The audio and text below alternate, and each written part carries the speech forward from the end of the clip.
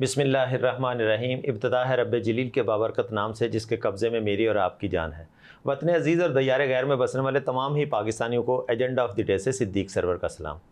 लब्बैक अल्लाहुम्मा लब्बैक, लब्बैक ला शरीक लक लब्बैक, इन्नल हम्द वन नेमत लक वल मुल्क ला शरीक लक।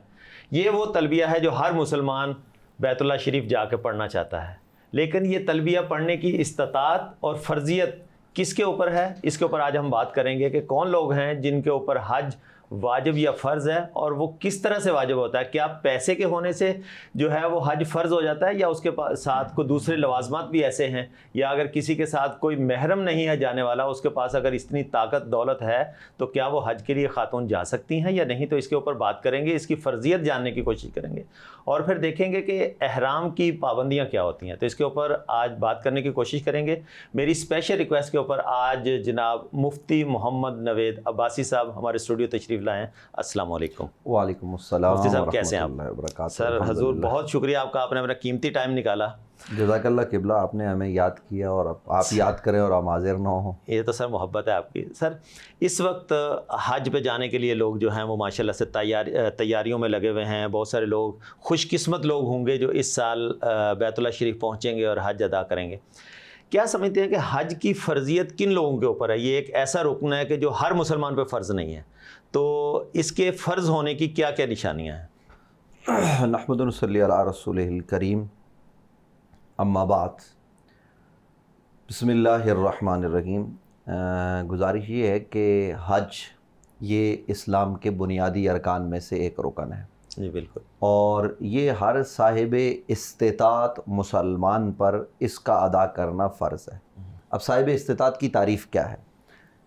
वो आदमी जिसके पास उसकी ज़रूरियात से ज़ाहिद इतना माल हो कि वो हसानी से बैतुल्लाह का सफ़र करे, वहाँ क़याम के जो अखराजात हैं वो अदा करके वापस पलटने का ज़ादे राह उसके पास मौजूद हो, और इतना उसके घर में मौजूद हो, पीछे के घर वाले आसानी से गुज़र औक़ात कर सकें, तो ऐसे आदमी पर हज का अदा करना ये फ़र्ज़ है। ये तो आपके इस सवाल का जवाब था जो मैंने अर्ज़ किया।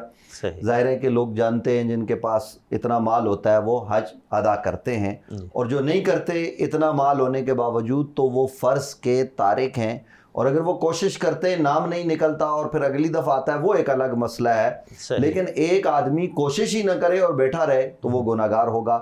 देखिए कुरान मजीद फ़ुरक़ान हमीद ने ये क्यों होता हज, आज मैं नाज़रीन की खिदमत में ये बात भी अर्ज़ करना चाहता हूँ कि एक ऐसा घर कि हम वहाँ सारे जमा होते हैं और जमा होकर वो इबादात मखसूस अंदाज में करते हैं, एक मखसूस लिबास में, जो अभी आपने तलबिया पढ़ी ये पढ़ते हैं, फिर चक्कर लगाए जाते हैं, फिर वहाँ जो है ना वो एक मैदान में जमा होते हैं, नमाज़ों को जमा किया जाता है। ये सब क्या है? पहली बात तो ये है कि नबी अकरम सल्लल्लाहु अलैहि वसल्लम का तरीक़ा है, जो हुजूर ने किया हमें वो करना है। नबी अलैहिस्सलाम ने फरमाया कि तुम इबादत इस तरह से करो जिस तरह के मुझे करता हुआ देखते हो। दूसरी बात यह है कि कुरान मजीद फ़ुरक़ान हमीद ने एक बड़ी ख़ास बात की, इन्ना अव्वल बैतिन वुदिअ लिन्नास लल्लज़ी बिबक्कत मुबारकन व हुदल लिल आलमीन।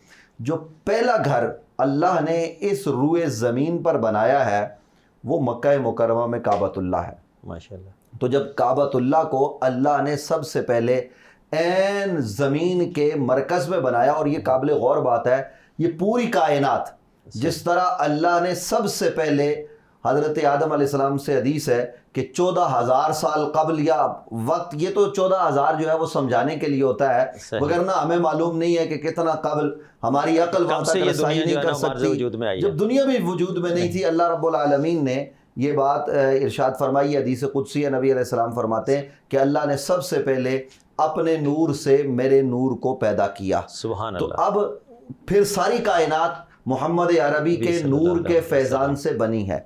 लेकिन ये जो कायनात है ना, ये जो ज़मीन है जिसमें आपको बुलंदो बाला पहाड़ नज़र आते हैं, ये सहरा हैं, मैदान है, सब कुछ है, दरिया है, ان میں سب سے پہلے جو زمین بنائی گئی ہے وہ کعبۃ اللہ ہے، وہ حرم مکہ ہے، یعنی وہ خاص گھر، اور پھر پوری کائنات اس کے فیضان سے بنی ہے۔ تو ظاہر ہے کہ جس کے فیضان سے بنتی ہے چیز آگے وہ مرکز ہوتا ہے، وہ نقطہ ہوتا ہے۔ تو زمین کے اس نقطے کی طرف زمین، چونکہ انسان بھی تو خاکی ہی ہے، خاک سے بنایا گیا ہے، تو اس نقطے پر سارے انسانوں کو جمع کر کے پیغام یہ دیا جاتا ہے کہ لوگوں، اللہ رب العالمین، یاد رکھیے اللہ کا کوئی ذاتی گھر نہیں ہے، اللہ کسی گھر میں قید نہیں ہوتا، وہ تو گھروں سے، جہتوں سے، سمتوں سے پاک ہے، للہ المشرق والمغرب۔ لیکن آپ ذرا دیکھیے کہ کعبۃ اللہ یعنی اللہ خالق ہے، مالک ہے، بادشاہ ہے۔ دنیا میں جو بادشاہ ہوتے ہیں تو اس بادشاہ کی کچھ لوگ کیا کرتے ہیں، خدمت کر کے قرب حاصل کرتے ہیں، کچھ وزیر بنتے ہیں، کچھ مشیر بنتے ہیں بادشاہ کے، کچھ جو ہے نا وہ اس کے سیکورٹی گارڈ بنتے ہیں۔ تو یہ علامتی گھر ہے اللہ رب العالمین کا، یعنی اللہ نے اسے اپنا گھر قرار دیا۔ تو یہ جو 7 چکر اس کے گرد لگائے جاتے ہیں حج میں، عمرہ میں، وہاں سعی کی جاتی ہے، تو یہ جو بندہ مومن ہوتا ہے یہ جا کر یہ پیش کرتا ہے کہ ہم اس گھر کا طواف کر کے، اس گھر کے چکر لگا کے اپنے آپ کو اس گھر کے خادم کے طور پر پیش کر رہے ہیں۔ تو اس مرکز پر جمع ہونے والا، یعنی دیکھیے حضور کی حدیث ہے کہ کعبۃ اللہ پر اگر آپ کی پہلی نظر پڑتی ہے تو اس لمحے جو دعا مانگی جائے وہ قبول ہوتی ہے۔ کیوں؟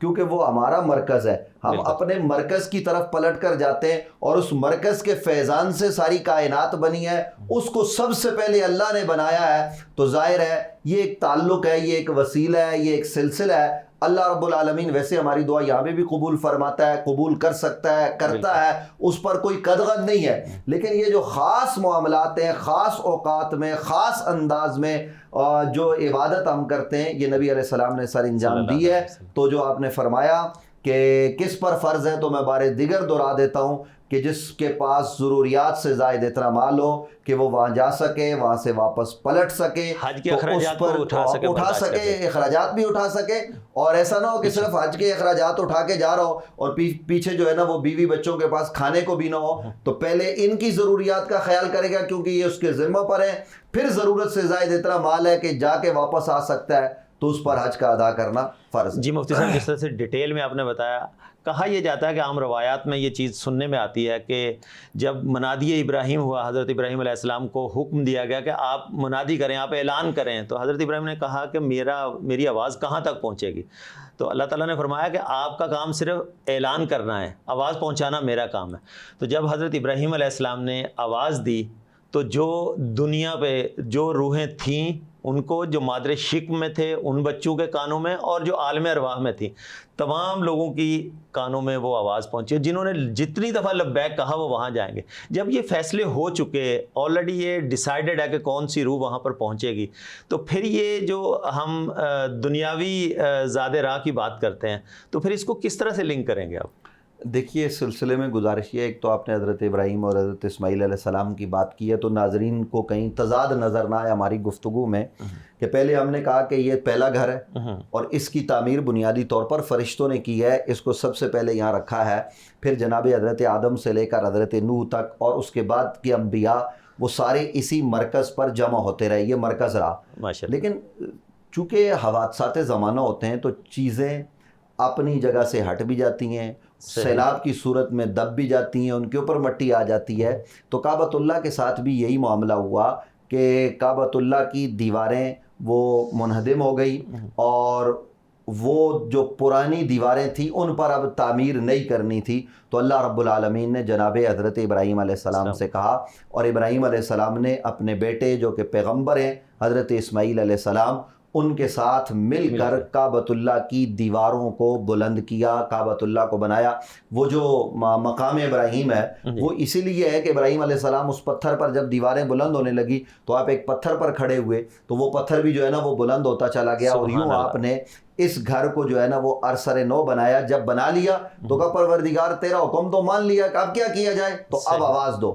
دیکھیے آج لوگ کہتے ہیں کہ وہ آواز کیسے پہنچی ہوگی، اس وقت میں آپ سے بات کر رہا ہوں تو جب میں آپ سے بات کر رہا ہوں تو یہ آواز کہاں تک پہنچے گی؟ آپ اور میں خود نہیں بتا سکتے کہ کتنے لوگ ناظرین کا کہاں تک جائے گی، یعنی یورپ، امریکہ اور اس سے بھی آگے کے جو ممالک ہیں وہاں تک یہ پہنچتی ہے۔ ابھی رمضان المبارک میں جو ہے وہ ایک صاحب نے مسجد میں مجھ سے سوال کیا تو کہ جی وہ آپ نے، چونکہ یکم رمضان تھا حضرت سیدنا شیخ عبد القادر جیلانی کا دن، تو وہ کسی نے محلے میں کرامت بیان کی ہوگی۔ حالانکہ اولیاء اللہ اس وجہ سے ولی نہیں ہوتا کہ اس کی کرامتیں ہوں، ولی تو ولی اللہ کی طرف سے ہوتا ہے، وہ عبادت کے ذریعے وہ مقام حاصل کرتا ہے، لیکن کرامات تو پھر ہو ہی جاتی ہیں کہ جی انہوں نے 70 گھروں میں روزہ افطار کر لیا۔ تو وہ بندے نے مجھ سے سوال کیا تو مان جو ہے نا وہ میں جواب دیتا، تو میرے ایک اور نمازی کھڑے تھے، انہوں نے کہا یہ کون سی بڑی بات ہے؟ تو میں نے کہا اب یہ کیا جواب دے گا، چلو بولنے دو اس کو۔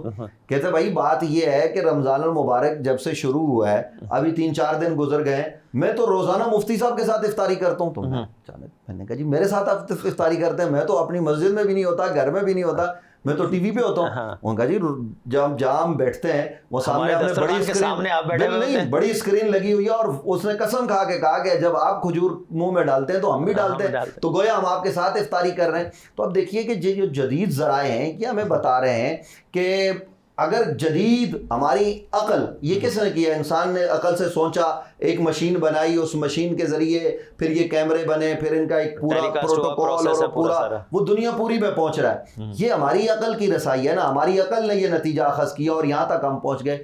اگر ظاہر کی یہ طاقت ہے تو باطن کی کتنی طاقت ہوگی؟ بے شک، سبحان اللہ۔ روحانیت کا مقام کیا ہوگا یہ اصل میں لوگوں کو سمجھ میں نہیں آتا۔ تو محترم صدیق سرور صاحب، گزارش یہ ہے قبلہ کہ حضرت ابراہیم علیہ السلام نے جب آواز لگائی تو وہ آواز شرق میں بھی پہنچی، غرب میں بھی پہنچی۔ اب جو آپ نے فرمایا کہ دیکھیے ایک ہے تقدیر کا لکھا جانا میرے حق میں، پھر لوگ یہاں یہ بھی کہتے ہیں کہ جی جب تقدیر لکھی گئی ہے تو دعا کیوں کریں؟ تو اس کا جواب ہم یہ دیا کرتے ہیں کہ بہت زیادہ ان معاملات میں ایک تو بحث نہیں کرنی چاہیے، اور دوسرا یہ کہ جو چیز آپ کے مقدر میں لکھی ہوئی ہے نا تقدیر میں کہ یہ آپ کو ملے گی، تو اس کے ساتھ یہ لکھا ہوا ہے کہ یہ آپ کو دعا کرنے سے ملے گی، یعنی اس کے لیے آپ یہ دعا کریں گے تو یہ چیز ملے گی۔ تو گزارش یہ ہے کہ آپ اگر حج کرنا چاہتے ہیں، دیکھیے ایسے لوگ بھی ہیں دنیا میں جن پر حج فرض نہیں ہوتا، لیکن آپ نے بتیرے دیکھے ہوں گے، میں نے 20 لوگ ایسے دیکھیں کہ جن کے پاس محترم صدیق بھائی کھانے کو نہیں ہوتا، لیکن ان سے پوچھا یار یہ آپ ان دنوں میں نظر نہیں آئے، محرم میں ملاقات ہوئی، سفر میں تو حج پہ گیا تھا، بھائی آپ کے پاؤں میں پہننے کے لیے جوتے نہیں، آپ کیسے چلے گئے؟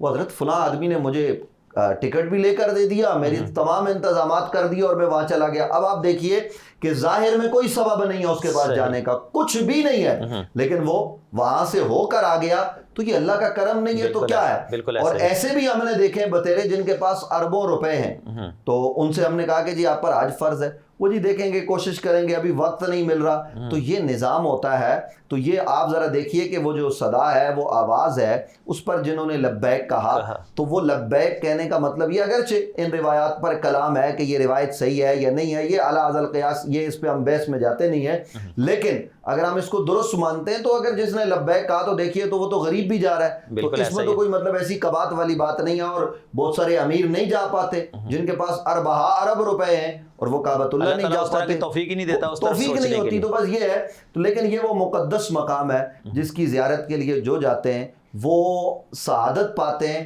اور یہ اللہ رب العالمین کا ان پر کرم ہوتا ہے کہ اللہ انہیں اپنے گھر میں بلاتا ہے۔ میرے گھر میں کوئی آئی یا میں کسی کے گھر میں جاؤں، وہ خوش ہو، دعا کرے کہ یہ دیکھیں میرے گھر میں مہمان آئے، تو جب رب ہمیں بلا رہا ہے کہ جس کے پاس طاقت ہے وہ آ جائے، اور اللہ پھر ہمیں طاقت بھی دیتا ہے، اور طاقت نہ بھی ہو تب بھی لوگ چلے جاتے ہیں، پھر اس کے گھر کی زیارت کرتے ہیں، تو کیا سبحان اللہ وہاں کے جو مناظر ہے، دیکھیے ایک لباس میں ایک قوم کی طرح، کوئی کالا کوئی گورا کوئی تمیز نہیں ہے، سب کے سب جو ہے نا وہ ایک آواز میں ایک ہی صف میں کھڑے ہو گئے، محمود و ایاز، نہ کوئی بندہ رہا نہ بندہ نواز۔ تو یہ اللہ رب العالمین کا کرم ہے کہ کالا گورا افریقی پاکستانی ہندوستانی بنگالی نیپالی نہ جانے کہاں سے لوگ آتے ہیں، یہاں ایک طرف پاکستانی کھڑا ہے، یہاں نیپالی کھڑا ہے، کوئی جو ہے نا وہ فرق نہیں ہے۔ تو یہ بتایا یہ جا رہا ہے کہ امت مصطفیٰ کو اس طریقے سے متحد ہونے کی ضرورت ہے۔ جی مفتی صاحب، مجھے ایک بریک کا اشارہ ہو رہا ہے۔ ناظرین، یہاں پر ہم آج بات کرنے کی کوشش کر رہے ہیں کہ بیسیکلی حج کے جو مناسک ہیں یا حج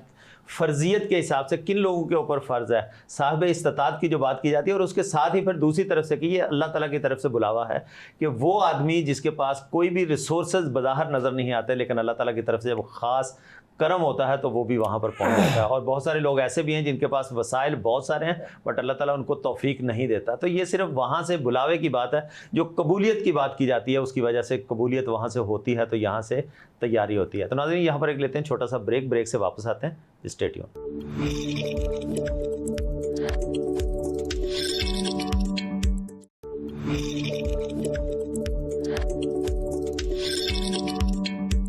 ویلکم بیک ناظرین. بریک کے بعد دوبارہ خوش آمدید کہوں گا. جس طرح سے ہم بات کر رہے ہیں آج حج کے بارے میں نے اپنے انٹرو میں بھی یہ بات کی تھی کہ کیا حج صرف پیسہ ہونے کی وجہ سے فرض ہو جاتا ہے یا وہ خواتین جن کے پاس پیسہ تو ضرور ہے بٹ دوسرے اسلامی تقاضے جو ہیں وہ اگر پورے کسی طرح سے نہیں ہوتے تو وہ کیا حج پہ جا سکتے ہیں؟ یہ بھی مفتی صاحب سے پوچھوں گا. مفتی صاحب بعض خواتین ایسی ہیں جن کے پاس ریسورسز تو ہیں وسائل ہیں بٹ جو اسلام کہتا ہے کہ ان کے ساتھ محرم کا ہونا لازمی ہے, بھائی نہیں ہے یا خاوند دنیا سے وفات پا چکا ہے, والد صاحب کا سایہ نہیں ہے, تو وہ کس طرح سے حج پہ جا سکتی ہیں؟ کیا ان کے اوپر بھی پھر حج فرض ہوگا یا ساقط ہو جائے گا؟ بڑا اہم سوال کیا آپ نے. ہمارے ایک جاننے والوں میں ایک خاتون جانا چاہ رہی تھی تو ان کے جو شوہر تھے وہ تو اس قابل نہیں تھے کہ ان پر حج فرض ہو, لیکن خاتون چونکہ خود مالدار تھی, گھر سے پیسہ ملتا تھا والدین کی طرف سے بھی, تو ان کے شوہر کے جو بھائی ہیں بڑے وہ حج پہ جانے لگے تو انہوں نے بھی تیاری شروع کر دی. اب جب انہوں نے تیاری شروع کی, ظاہر ہے وہ تو اپنی بیوی کے ساتھ جا رہے تھے, ساتھ میں والدہ تھی, تو اب یہ اپنے دیور کے ساتھ یا جیٹھ کے ساتھ جس کو کہتے ہیں کہ جا سکتی ہیں یا نہیں, یہ ایک مسئلہ کھڑا ہوا. تو محلے کے امام صاحب سے انہوں نے مسئلہ پوچھا تو امام صاحب نے کہا شرعی طور پر تو یہ اس کے ساتھ نہیں جا سکتی کیونکہ اس کا محرم موجود نہیں ہے. تو وہ خاتون کہنے لگی, پھر اس کے جو جیٹھ تھے, جو اس کے شوہر کے بڑے بھائی تھے, اس کو کیا کہتے ہیں میرے خیال میں اردو میں جیٹھ ہی کہتے ہیں, ہاں جیٹھ کہتے ہیں, تو انہوں نے کہا بھائی میں آپ کو نہیں لے جا سکتا. تو وہ خاتون نے پورے محلے میں ڈنڈورا پیٹ دیا کہ میں حج پہ جانا چاہتی ہوں اور یہ حسد کینہ بغض کی وجہ سے مجھے نہیں لے جا رہا, تاکہ مجھے جب واپس میں آؤں گی تو لوگ مجھے بھی آجن کہیں گے. تو یہ جو ہے نا وہ اس وجہ سے نہیں لے جانا چاہتا ہے. اب وہ بیچارے مولوی صاحب کے خلاف جو ہے نا وہ ایک کورام مچ گیا. تو مولوی صاحب بیچارے جو ہے نا وہ تھے تو فاضل آدمی, لیکن آپ کو پتہ ہے کہ بہت سارے علماء ایسے ہوتے ہیں جو بڑے شریف النفس ہو اور بڑے ہی زہد و تقوی والے. تو محلے میں جب کورام مچا وہ خاتون نے ان کا جینا آرام کر دیا, ان کی بیوی کے پاس پہنچ گئی یہ وہ. تو مولوی صاحب نے کہا مسئلہ تو میں نے اچھا بتایا, اب کیا انہوں نے مجھے فون کیا کہ مفتی صاحب یہ میں نے بات کی ہے. میں نے کہا آپ نے ٹھیک کی ہے, تو اس میں کوئی کبات کی بات نہیں ہے. پھر انہوں نے اس خاتون کو نمبر دیا, تو میں نے ان سے کہا بہن دیکھیے دو باتیں, آپ نے مسئلہ پوچھا تو مولوی صاحب نے آپ کو شرعی مسئلے کا جواب دے دیا. آپ مسئلہ نہ پوچھتی تو کتنے لوگ اس طرح سے چلے جاتے ہیں. لیکن بنیادی طور پر دیکھیے ہمیں شریعت کے جو قاعدے اور ضابطے ہیں نا ان کو پیش نظر رکھنا ہے کہ سالہ اپنی سالی کو بھلے اس کے ساتھ اس کی بہن ہو, بھلے کوئی اور خواتین ہو, وہ نہیں لے جا سکتا. وہ جا نہیں سکتی, اپنی سالی کو نہیں لے جا سکتا, کسی بھی صورت میں نہیں جا سکتی, بھلے وہ مالدار ہو. اس لیے کہ جہاں مالدار ہونا شرط ہے وہاں ساتھ میں ایسا رشتہ کہ جس کے ساتھ کسی بھی صورت میں نکاح نہ ہو سکتا ہو وہ جائے. اب ہماری ایک خاتون جاننے والی سیدہ ہیں اور وہ اکثر عمرے پہ یا حج پہ جاتی رہتی ہیں. تو اب وہ کیا کرتی ہیں, چونکہ ان کی شادی نہیں ہوئی, انہوں نے شادی کی نہیں, کہیں ہوئی تھی شادی ان کی اوائل عمر میں, تو پھر وہ شوہر انتقال کر گئے یا کیا ہوا کبھی ہم نے پوچھا نہیں, تو وہ اکثر جاتی ہیں.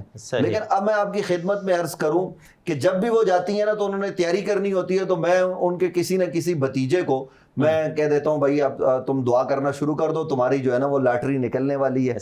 اب وہ جائیں گی تو ظاہر کسی نہ کسی اپنے سگے بھتیجے کو یا بھانجے کو ان کو لے جا سکتی ہیں, تو وہ لے جاتی ہیں ان کو, کبھی کس کو, زیادہ تر وہ ایک ہی بھتیجے پر فوکس کرتی ہیں. تو میں نے ایک دفعہ ان کی خدمت میں عرض کی فون پر, میں نے کہا آپ کوشش کیا کریں ساتھ میں جو ہے نا وہ اپنے ساتھ دوسرے جو ہے نا وہ بھتیجوں کو بھی لے جایا کریں, وہ بھی خوش ہوں گے. تو گزارش کرنے کا, اب دیکھیے آج کل تو سعودی عرب نے بھی بڑی آسانیاں کر دی ہیں کہ جناب آپ جا سکتے ہیں, لیکن دیکھیے گزارش یہ ہے کہ جو سفر طویل سفر ہوتا ہے, جو شرعی سفر ہوتا ہے, وہ کہیں کا بھی ہو وہ محرم کے بغیر نہیں ہو سکتا. چونکہ یہ ایک عبادت کا سفر ہے. حج کے لغوی معنی تو یہ ہیں قصد کے اور ارادے کے, اور اصطلاحی معنی یہ ہوتے ہیں کہ بنیت عبادت مخصوص انداز میں مخصوص ایام میں اللہ کے گھر کی زیارت کے لیے جانا اور وہاں عبادات کا بجا لانا یہ حج کہلاتا ہے. تو جب ہم اللہ کے لیے جا رہے ہیں, حج کے لیے جا رہے ہیں, تو حج اس کے لیے شارٹ کٹ یا اس طرح کی چیزیں جو ہے نا وہ ڈھونڈنے کا فائدہ نہیں ہے. دیکھیے آپ وہاں جاتے ہیں صرف لوگوں کو خوش کرنے کے لیے. میں چلتے چلتے یہ بات عرض کر دوں, قیامت کا دن ہوگا, آپ دیکھیے ایک حاجی ہوگا, ایک نمازی ہوگا, ایک غازی ہوگا, ایک شہید ہوگا. وہ اندر سے وہ تمتراک میں ہوں گے کہ ابھی اللہ تعالیٰ اعلان کرے گا جاؤ جنت میں, لیکن اعلان ہوگا ان کو جہنم میں لے جاؤ. تو وہ کہیں گے کہ کیوں؟ اللہ رب العالمین کی طرف سے وہاں جواب یہ ملے گا کہ تم نے نمازیں پڑھی تاکہ لوگ تمہیں نمازی کہیں, تو لوگوں نے کہہ دیا, تمہارا مقصد پورا ہو گیا. تم نے حج کیا تاکہ لوگ کہیں دیکھو یہ حاجی صاحب ہیں. کتنے لوگ ہیں جو صاحب ہم سے ناراض ہوتے ہیں کہ آپ نے ہمیں حاجی صاحب کیوں نہیں کہا؟ بھائی حاجی صاحب کوئی ڈگری ہے کیا چیز ہے؟ آپ نے حج کیا, اگر میں نے حج نہیں کیا ہوا تو میں نماز پڑھتا ہوں تو میں لوگوں کو کہوں کہ کہیں جی میرے نام کے ساتھ چلو مفتی تو ایک ڈگری ہے, مفتی تو ہمارا ایک کام, ہم فتویٰ دیتے ہیں تو اس لیے لوگ کہتے ہیں. لیکن میں کہوں کہ جناب آپ نمازی محمد نوید عباسی کہیں تو لوگ کہیں گے یہ کیسی بات ہے. لیکن اگر کوئی خود سے کہہ دے کسی کو حاجی تو حرج کی بات نہیں ہے, لیکن دل میں یہ تمنا ہونا کہ اب لوگ مجھے حاجی کہیں گے, زمرے میں نہ اس کو لیا جائے. یہ جو دیکھیں مناسب ہی نہیں ہے کہ بندہ خود سے خواہش کرے کہ لوگ مجھے حاجی کہیں, تو یہ کسی بھی طور پر مناسب نہیں ہے. تو ان باتوں کا ہمیں خیال کرنا چاہیے. حج صرف اللہ کے لیے ہے, وہاں اپنے آپ کو جو ہے وہ فنا کرنا ہے, وہ اپنے آپ کو اللہ کی بارگاہ میں پیش کرنے کا نام حج ہے. کہ جب آپ اللہ کے رسول کے طریقے کے مطابق حج کریں تو حدیث کیا ہے؟ حدیث یہ بتاتی ہے کہ جو آدمی صحیح حج کرتا ہے توبہ اور استغفار کرتے ہوئے اللہ کی بارگاہ میں حاضر ہو کر جب وہ واپس پلٹتا ہے تو وہ گناہوں سے ایسے پاک ہوتا ہے جیسے بچہ ماں کے پیٹ سے پیدا ہوا ہو. یعنی اتنا آدمی پاک ہو کے آتا ہے. تو جی حج مقبول اگر میسر آ جائے تو یہ کتنے لوگ ہیں کہ جو وہاں صدائیں لگاتے ہیں لبیک اللہم لبیک, تو آگے سے لا لبیک کا اگر اعلان ہو جائے تو ہم کیا کریں گے؟ ہماری تمنا اور آرزو یہ ہونی چاہیے کہ ہم جہاں پر بھی ہوں اللہ کے لیے ہوں. جب اللہ کے لیے معاملات ہوں گے نا تو پھر اللہ رب العالمین اپنی نعمتوں, رحمتوں, برکتوں کے دروازے بھی کھول دے گا اور پوری توجہات اور للہیت. اور یہاں چلتے چلتے میں ایک بات یہ عرض کر دوں, یہ آج کل ہم کون سا حج کرتے ہیں, کون سا عمرہ کرتے ہیں؟ آپ کہیں گے کہ میں جذباتی ہو گیا, لیکن واللہ میں یہ کہوں کہ آپ کی پیٹھ روضہ رسول کی طرف ہے اور ہاتھ میں آپ کے موبائل ہے اور سیلفی چل رہی ہے, وہاں سے آپ براہ راست جو ہے نا وہ ویڈیو لنک پہ آ گئے, آپ نے جو ہے نا وہ رشتہ داروں عزیزوں کے ساتھ یا ویڈیوز ان کو بھیج رہے ہیں, ان کی ویڈیو وہاں لگا رہے ہیں. کیا روضہ رسول پر آپ یہ کریں گے؟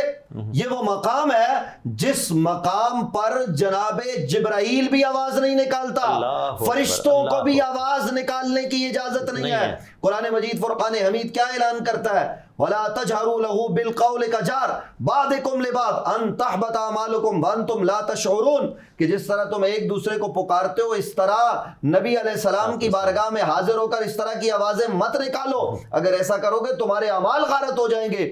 وہاں تو آواز بلند کرنے, لا ترفعوا اصواتکم فوق صوت النبی, نبی کی آواز پر اپنی آواز کو بلند نہ کرو. وہاں کعبہ میں ہم کیا کر رہے ہوتے ہیں؟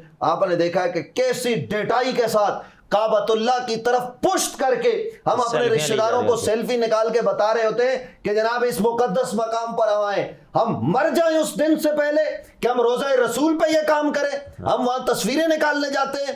یہ کوئی جذباتی بات نہیں ہے, لیکن ہمیں سوچنا چاہیے ہمارے اسلاف بزرگ تو ایسے گزرے ہیں کہ یہ وہ مقام ہے جہاں پر وہ جوتا نہیں پہنتے تھے. کیوں نہیں پہنتے تھے؟ کہ جوتے سے رگڑ پیدا ہوگی اور اس رگڑ سے رسول اللہ کو تکلیف ہوگی.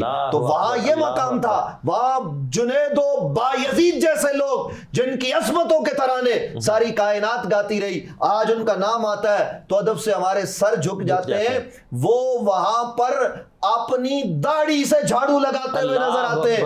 آپ ذرا مجھے بتائیے کہ روضہ رسول کے باہر ایسے اولیاء اللہ گزرے, ایسے بزرگ گزرے کہ جنہوں نے اپنی داڑھیوں کے ساتھ یوں کر کے جناب وہاں جھاڑو لگائے ہیں اور پیغام یہ دیا ہے کہ یہاں آواز بلند نہیں کرنی, وہاں شور شرابہ ہم کر رہے ہوتے. اور میں ان لوگوں کو بھی, چونکہ میں کہتا ہوں الصلاۃ والسلام علیک یا رسول اللہ, ہم حضور پر صلاۃ و سلام پڑھتے ہیں, لیکن وہاں باواز بلند شور شرابے کے ساتھ صلاۃ و سلام پڑھنا یہ کوئی ادب نہیں ہے، بلکہ وہاں تو زبانیں گنگ ہو جاتی ہیں، وہ تو بارگاہ وہ ہے جہاں سے زبان ملتی ہے۔ آپ دل ہی دل میں عقیدت و محبت سے حضور کو سلام پیش کریں اور ادب و احترام سے، کوئی جھگڑا نہیں، کوئی دکم پیل نہیں۔ یہ اس بادشاہ کا در ہے کہ جس کے در سے سب کو بادشاہی ملتی ہے۔ تو ہمیں ان چیزوں کا بھی بار صورت خیال کرنا چاہیے، کعبۃ اللہ میں بھی، مدینہ منورہ میں بھی، اور وہاں دیکھیے کسی ہمارے عمل سے کسی کو تکلیف نہ پہنچے۔ حج میں تو یہ تمام چیزیں ہمیں بتائی جاتی ہیں۔ مفتی صاحب بہت تفصیل کے ساتھ آپ نے اس کے اوپر روشنی ڈالی۔ میں یہاں پر اگر ایک دوسرا سوال کروں، جس طرح سے ہم نے استطاعت کی بات کی کہ فرضیت کس کے اوپر، کس کے اوپر جو ہے نا وہ حج فرض ہے، بہت سارے لوگ ایسے ہوتے ہیں کہ بیٹی کی شادی ہے یا کرائے کے گھر میں رہتے ہیں، ان کی پرائرٹیز یہ ہوتی ہیں کہ میں پہلے اپنا گھر خرید لوں یا میں پہلے بیٹی کی شادی کر لوں۔ کیا یہ ضروری فرائض ہیں یا حج اس کے اوپر فرض پہلے ہوگا؟ دیکھیے گزارش یہ ہے کہ شادی جو ہے یہ اسلام کا، بیٹی کی شادی، بڑی بیٹی کی ہو یا بیٹے کی، یہ بڑی اہم ترین چیز ہے، لیکن اس کے لیے شریعت نے یہ تو نہیں کہا نا کہ آپ لاکھوں روپے لگاؤ۔ یہ بھی ہمارے معاشرے کا ایک المیہ ہے، ہم چاہیں تو جائیں کدھر، کہ جناب جہیز کے نام پر والدین کو لوٹا جاتا ہے، لسٹیں بنا کر دی جاتی ہیں۔ کیا شریعت میں یہ ہے؟ بالکل بھی نہیں۔ اگر ماں باپ خوشی سے کوئی چیز دینا چاہیں تو حرج نہیں ہے، لیکن جو چیز دینی ہے اس پر تو زور نہیں ہے، نہ ہمارے معذرت کے ساتھ میڈیا کا، نہ نام نہاد NGOs کا۔ اصل چیز تو وراثت ہے۔ وراثت جو قرآن مجید فرقان حمید نے طریقہ بتایا ہے، یوصیکم اللہ فی اولادکم للذکر مثل حظ الانثیین، اس کے حساب سے ہم جو ہے نا وہ وراثت کی تقسیم کریں اور بیٹی کو حصہ دیں۔ تو جو بنیادی طور پر باپ کے ذمہ چیز ہے وہ کیا ہے؟ وہ یہ ہے کہ بیٹی کے لیے اچھا رشتہ تلاش کرنا، اور اچھا رشتہ تلاش کر کے اس کو نکاح کر کے دینا بطور ولی۔ یہ باپ کے ذمہ پر لازم ہے کہ جب بچی بالغ ہو جائے، اور جو دولہا ہے اس کے ذمہ پر کیا ہے؟ اس کے ذمہ پر یہ ہے کہ وہ نکاح کے موقع پر آئے، نکاح ہو جائے تو نکاح کے بعد وہ ولیمہ کرے، اور حضور نے فرمایا ولیمہ کرو 1 بکرا یا 2 بکرے، مہمان زیادہ ہو جائیں تو تم پانی زیادہ کر دو۔ ہمارے یہاں 2 بکروں پہ بھی آج اگر 2 بکرے بھی کوئی ذبح کرتا ہے کتنا خرچ ہو جائے گا، لیکن جو ولیمے کے نام پر آج کل دھمڑ چوکڑی مچائی جاتی ہے، تو ہم ضائع کر دیتے ہیں، دو کیا جو جتنے کھانے ہوتے ہیں، یہ کیا ہے؟ یہ سارا اسراف ہے۔ تو اگر تو آپ کہتے ہیں کہ جناب یہ میرے پاس پیسے ہیں اور ان پیسوں میں سے بچی کی شادی کروں گا، تو یہ تو اسلام نے آپ پر فرض ہی نہیں کی۔ حج آپ پر اسلام نے فرض کیا ہے۔ تو ہمیں اپنے آپ کو اپنی زندگی میں بہتر انداز سے چلانے کے لیے کچھ اپنے لیے جو ہے نا وہ معیار مقرر کرنا ہوگا کہ ہم کہاں کھڑے ہیں۔ جو چیز ہم پر فرض ہی نہیں ہے، یعنی ہم لوگ ایسے بھی ہیں، میں نے سنا ہے کہ جی 5 کروڑ کا انہوں نے جیز دیا ہے۔ اللہ اکبر۔ اب مجھے آپ بتائیے جی کیا دیا ہے؟ جی بنگلہ بھی دیا ہے، جی یہ بھی دیا۔ اگر تو وہ وراثت میں بنتا ہے تو حرج نہیں ہے، وگرنہ آپ اتنے مہنگے کپڑے، اچھا ایک جوڑا صاحب ایسا ہوتا ہے کہ جو 10-10 لاکھ کا، 5-5 لاکھ کا آج کل میں نے سنا ہے، پتہ نہیں ہے میں سچ کہہ رہا ہوں، میں نے سنا ہے، آپ جیسے لوگوں کو زیادہ پتا ہوگا کہ بھائی 5 لاکھ کا 3 لاکھ کا جوڑا ہوتا ہے، اور پتہ یہ چلتا ہے کہ وہ ایک ہی دفعہ پہنا جاتا ہے۔ تو یہ کیا، یہ اسراف نہیں ہے؟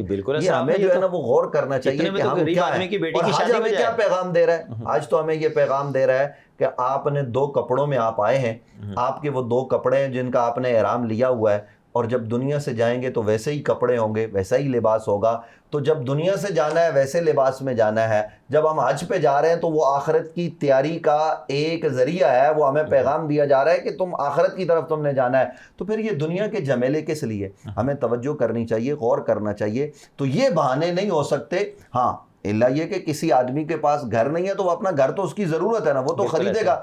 دیکھیے ایک آدمی کا گھر ہے، اس گھر پہ زکوٰۃ نہیں ہے، کیوں نہیں ہے؟ کیونکہ وہ اس کی ضرورت کی چیز ہے، تو گھر تو وہ خریدے، لیکن وہی میں نے کہا کہ ضروریات سے زائد اتنا پیسہ تو جیز ویز کے لیے جو جمع کیا جاتا ہے نا وہ ضرورت نہیں ہوتی۔ گھر ضروریات میں آ جائے گا، گھر تو ضروریات میں، گھر کے لیے اگر آپ جمع کر رہے ہیں اور گھر آپ نے خرید لیا یا آپ نے قسطیں، تو وہ معاملہ یکسر مختلف ہے۔ لیکن اس کے برعکس جو چیزیں ہم جن کو ہم نے ضرورت بنا لیا اور ضرورت نہیں ہے، تو صاحب وہ تو پھر مفتی صاحب پھر مجھے ایک بریک کا اشارہ ہو رہا ہے۔ ناظرین آج ہم اس کے اوپر بات کرنے کی کوشش کر رہے ہیں کہ حج کس کے اوپر فرض ہے. جس طرح سے بڑی ڈیٹیل کے ساتھ بتایا مفتی صاحب نے, جو میں نے اپنے انٹرو میں اسپیشل کہا تھا کہ وہ کون سی خواتین ہیں جن کے اوپر حج فرض مالی طور پہ تو ضرور ہے, بٹ ان کے باقی کے جو لوازمات ہیں جو اسلام شرعن کہتا ہے کہ ان کو اس وقت کسی محرم کی ضرورت ساتھ لازمی ہوگی اس سفر کے لیے. تو اگر محرم کی اویلیبلٹی نہیں ہے اس محرم رشتے کی جس کا اسلام میں ذکر ہے, تو وہ ان کے ساتھ نہیں جا سکتی. جیسا کہ اسپیشلی 2 رشتے ایسے مفتی صاحب نے بتایا کہ اپنے جیٹھ یا دیور کے ساتھ یا بہنوئی کے ساتھ, یہ وہ رشتے ہیں جن کے ساتھ آپ کو سفر, بے شک آپ کی سسٹر کی موجودگی میں آپ ان کے ساتھ جا رہے ہیں لیکن وہ آپ کے محرم نہیں ہیں. تو آپ کے پاس جتنا بھی پیسہ ہے آپ صاحب استطاعت ضرور ہیں, بٹ آپ حج پہ نہیں جا سکتی. اس وجہ سے یہ ایک اسلام کی شرط بڑی ضروری ہے. تو ناظرین یہاں پر ایک چھوٹا سا بریک لیتے ہیں, بریک سے واپس آتے ہیں. Stay tune.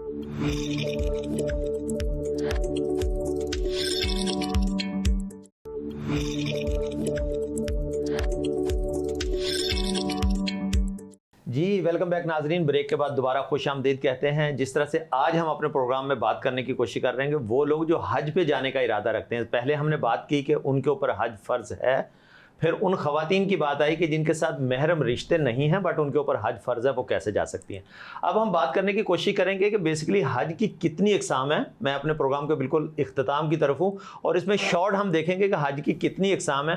حج افراد کس کو کہتے ہیں, حج قران کیا ہوتا ہے, اور حج تمتع جو ہمارے اسپیشلی پاکستانی لوگ جا کے کرتے ہیں اس کے بارے میں تھوڑا سا مفتی صاحب سے پوچھنے کی کوشش کروں گا. مفتی صاحب 3 طرح کے حج جو میں نے سنے ہیں دنیاوی طور پہ, میں دینی طور پہ تو میں بہت ہی نابالغ ہوں آپ کے سامنے. نہیں 3 طرح کے حج کی بات کی جاتی ہے کہ حج افراد, حج قران اور حج تمتع. تو تھوڑا سا اس میں ڈفریشیٹ کیجیے گا اس کو کہ کس طرح سے ہم دیکھتے ہیں. دیکھیے گزارش یہ ہے کہ یہ جو حج کی اقسام ہے نا, یہ بھی ہماری سہولت کے لیے ہے. یعنی حج تمتع ہے, حج قران ہے اور حج افراد ہے. صحیح. تو عام طور پر جو ہمارے ہندوستان, پاکستان, بنگلہ دیش یہ لوگ جو جاتے ہیں یہ تمتع کرتے ہیں. تمتع حج وہ ہوتا ہے کہ جس میں آپ نے احرام باندھا, اس میں عمرہ کیا, عمرہ کر کے پھر آپ نے جو ہے نا وہ قصر وغیرہ کر لیا, احرام کھول دیا, اور پھر اس کے بعد حج کا دوبارہ حج کے ایام میں احرام باندھ لیا. تو اس میں سہولت بھی ہوتی ہے, یہ بڑا آسان بھی ہوتا ہے, اور اس کے فوائد اور ثمرات بھی لوگ زیادہ سمیٹتے ہیں, تو اس لیے ہمارے لوگ یہ کرتے ہیں. اسی طریقے سے حج قران ہے. قران وہ ہے کہ جس میں آپ نے عمرے اور حج کا ایک ساتھ احرام کرنا ہے. اور حج افراد وہ جو ہے نا عام طور پر مکہ میں, حرم مکی میں رہنے والے لوگ جو ہے نا وہ کرتے ہیں. تو ان چیزوں کو ہمیں جو ہے نا وہ پیش نظر رکھنا چاہیے. اور ہمارے یہاں عام طور پر جو سمجھایا جاتا ہے, یہ جو زیادہ تر کلاسز دی جاتی ہیں حج کے ایام میں جو لوگ جا رہے ہوتے ہیں, ایک تو یہ کہ دیکھیے ایک ٹی وی پروگرام ہے. ٹی وی پروگرام میں ہم جرنل بات تو کر سکتے ہیں, لیکن ظاہر ہے کہ دامن وقت میں اگر ہمارے پاس 35 منٹ ہے تو 35 منٹ میں ایک تو آپ سوال کرتے ہیں, اب آپ نے سوال کیا, اس سوال کا ہم نے جواب دیا بیچ میں. اب ہم چاہتے ہیں کہ جناب قوم کو پیغام جائے کہ تصویر وہاں نہ نکالیں, وہاں ادب و احترام سے رہیں, وہاں سے آپ کے ہاتھ سے کسی کو تکلیف نہ پہنچے, اپنے اعمال ضائع نہ کر لیں, اپنے اعمال ضائع نہ کریں, کسی کو برا بلا نہ کہیں, کسی سے نفرت نہ کریں, محبتیں بانٹیں. اب یہ تو پیغامات ہیں.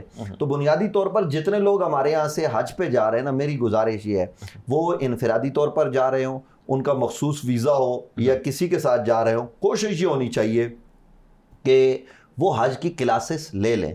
اگر آپ نے دیکھیے 2 چیزیں, ایک ہے آپ نے کتاب تو آج کل موبائل میں بھی موجود ہوتی ہے, آپ کھولیں گے تو صاحب موبائل میں بھی موجود ہے. اسی طریقے سے کتاب لے کر بھی آپ پڑھ لیں گے, وہ ہے تھیوری, لیکن اس کا پریکٹیکل جو ہے نا وہ بڑا ضروری ہے. جہاں کلاسز ہوتی ہیں آپ کلاسز جا کر ضرور لیں. جو بھی پاکستان میں حج کے لیے جا رہا ہے, ناظرین جو ہمیں سن رہے ہیں ان سے بسد ادب گزارش یہ ہے کہ وہ کلاسز ضرور لیں, تاکہ وہ ان کو نشانات لگا کر وہ ان کو بتائیں گے کہ یہ قران ہے, یہ تمتع ہے, یہ اس کے فوائد ہیں, یہ اس کے ثمرات ہیں, آپ کون سا کر سکتے ہیں, کس دن آپ وہاں پہنچ رہے ہیں. دیکھیے اگر آپ 8 ضلع آپ 6 ذی الحجہ کو یا 7 کو پہنچ رہے ہیں تو آپ کو کیا کرنا چاہیے. یہ وہ تمام تر چیزیں ہیں جن کو وہاں بڑی ڈیٹیل سے سمجھایا جاتا ہے. اور پھر حج کے ساتھ ساتھ حج کے پر ہم بڑی توجہ دیتے ہیں, لیکن حج کے ساتھ ساتھ روزہ رسول پر حاضری کے آداب بھی ہمیں سیکھنے چاہیے. پیغام تو ہم نے دے دیا, لیکن وہ سیدی اعلیٰ حضرت الشاہ احمد رضا خان فاضل بریلی علیہ رحمت الرضوان نے کہا تھا, حاجیو آؤ شہنشاہ کا روزہ دیکھو, کعبہ تو دیکھ چکے, کعبے کا کعبہ دیکھو. کیونکہ یہ بات صدیق سرور صاحب قبلہ گزارش یہ ہے کہ جو رسول اکرم صلی اللہ علیہ وآلہ وسلم کے جسم اقدس و اطہر سے مس شدہ زمین ہے وہ کعبے سے بھی افضل ہے, وہ عرش, کرسی, لوح و قلم سب سے افضل ہے. ماشاءاللہ. تو یہ وہ مقام ہے کہ جس کے آداب بھی ہمیں سیکھنے چاہیے. وہاں جگہ جگہ پر آپ دیکھیے جب آپ جاتے ہیں تو اگر آپ زیارات پر جائیں تو ہم تو بطور پیغام یہ بات کر رہے ہیں کہ آپ نے اگر عود میں جانا ہے تو آپ کے جذبات کیا ہونے چاہیے, یہ آپ کو کوئی سکھائے گا, کوئی بتائے گا. اور ایک ہے محبت اندر کے کہ آپ اس شخصیت کے روزے پہ حاضر ہو رہے ہیں, ان کے در پہ جا رہے ہیں کہ جنہوں نے اسلام کے لیے قربانی دی اور اس حال میں دی کہ ظالموں نے ان کے کلیجے نکال کر چبائے, ان پر ان کے ناک کان یہ ساری چیزیں کاٹی گئی اور ان کے ہار بنائے گئے. آپ سید الشہداء حضرت امیر طیبہ امیر حمزہ کے روزے پہ جا رہے ہیں, آپ بقیع میں جا رہے ہیں. تو ایک بات میں یہاں عرض کر دینا چاہتا ہوں, پتہ نہیں آپ کہیں گے مفتی صاحب آج کے موقع پر ہم آج کا پروگرام کر رہے ہیں, کیا بات کر رہے ہیں. دیکھیے کعبے پر پہلی نظر پڑے, جو دعا مانگیں قبول ہوتی ہے, احادیث سے ہمیں کوئی انکار نہیں ہے. لیکن اگر آپ نے کوئی بہت بڑی بات منوانی ہے نا, تو رب کو منانے کا آسان ترین ذریعہ اور راستہ رسول خدا کی ذات ہے.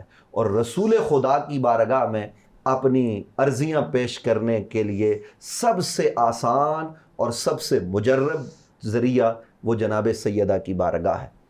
ہمیں بقیع میں اس روزے پر بھی جانا چاہیے کہ جس پر سایہ نہیں ہے, اللہ جس کو شہید کر دیا گیا اوپر سے, لیکن وہ سیدہ طیبہ طاہرہ عابدہ زاہدہ زکیہ مزکیہ مومنہ مہیمنہ, وہ میرے نبی کے جگر کا ٹکڑا ہے.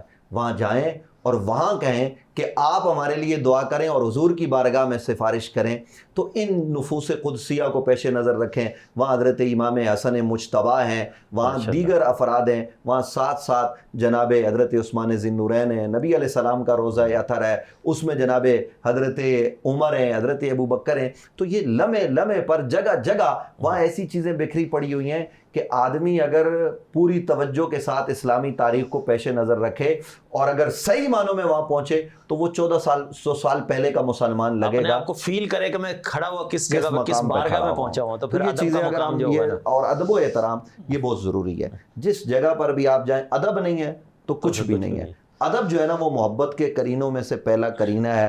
آپ مینا میں جاتے ہیں, آپ مزدلفہ میں ہوتے ہیں, آپ شیطان کو کنکریاں مار رہے ہوتے ہیں, ہر جگہ آپ نے خیال کرنا ہے. دیکھیے حج کے ایام میں تو آپ چونٹی بھی نہیں مار سکتے, یہ تمام تر چیزیں, آپ خوشبو نہیں لگا سکتے. آپ پر کتنی پابندیاں ہوتی ہیں. یہ پابندیاں کیوں ہیں؟ تاکہ ہم اپنے خالق و مالک سے قریب ہوں, ہم دنیا سے کٹ جائیں. تو میں ایک اہم مسئلہ یہ عرض کرنا چاہتا ہوں اپنی گفتگو کے آخری لمحے میں, مجھے نہیں معلوم آپ کے پاس کتنا ٹائم ہے. 5 منٹ ہے ہمارے. کہ اگر ہم خوشبو نہیں لگا سکتے صاحب, یہ ہماری ضرورت ہے. کنگھی کا استعمال ہم نہیں کر سکتے. یہ لوگ کلاسوں میں پڑھیں گے کہ ہمارے لیے کیا احکام ہے کیا نہیں ہے, کیا چیز ہم وہاں رکھ سکتے ہیں ساتھ. یہ ساری تفصیل تو ہم نہیں بیان کر سکتے ظاہر ہے اس وقت میں, لیکن وہ کلاسز لینی چاہیے, سب کو لینی چاہیے اور سیکھنا چاہیے. اگر جو پہلے گیا ہوا ہے تو دوبارہ وہ سیکھ کر جائے. تو یہ جو ہم ساتھ رکھتے ہیں, ایک تو ہے ضرورت کے تحت آپ کو ضرورت ہے, آپ نے ہوٹل پہنچنا ہے, ٹھیک ہے, اس کے لیے تو ٹھیک ہے اس حد تک. لیکن جب ہم ان پابندیوں میں, تو اس میں گھس کے جو کچھ ہم دیکھتے ہیں, اور میں یہ حج کے موقع پر جو کعبہ میں ہوتا ہے, اگر وہاں وہ فیس بک استعمال کر رہا ہے, وہاں موبائل کھولے گا, تو اس موبائل میں کیا آپ مجھے کوئی حلفاً یہ بات بتا سکتے ہیں کہ ایسی چیز ہے, کوئی ایسا فلٹر لگا ہوا ہے کہ وہاں کوئی بے حیائی والی چیز نہیں آئے گی؟ بالکل ایسا نہیں ہے. آئے گی نا, بالکل آئے گی. میں آپ کو خود عرض کرتا ہوں کہ ہم کسی کا بیان سن رہے ہوتے ہیں نا اگر یوٹیوب پر, یا اپنا ہی بیان کسی ٹی وی چینل کا سن رہے ہوتے ہیں کہ یار کسی نے بھیجا ہے کہ آپ نے یہ کہا ہے تو ہم نے کیا کہا ہے, تو نیچے جو ہے نا وہ تھوڑا سا اوپر جائیں گے نا, ایسے ہی انگلی بھی لگ جائے نا, تو وہ ایک بے حیائی پر مبنی ویڈیو آ جاتی ہے ناچ گانے کی.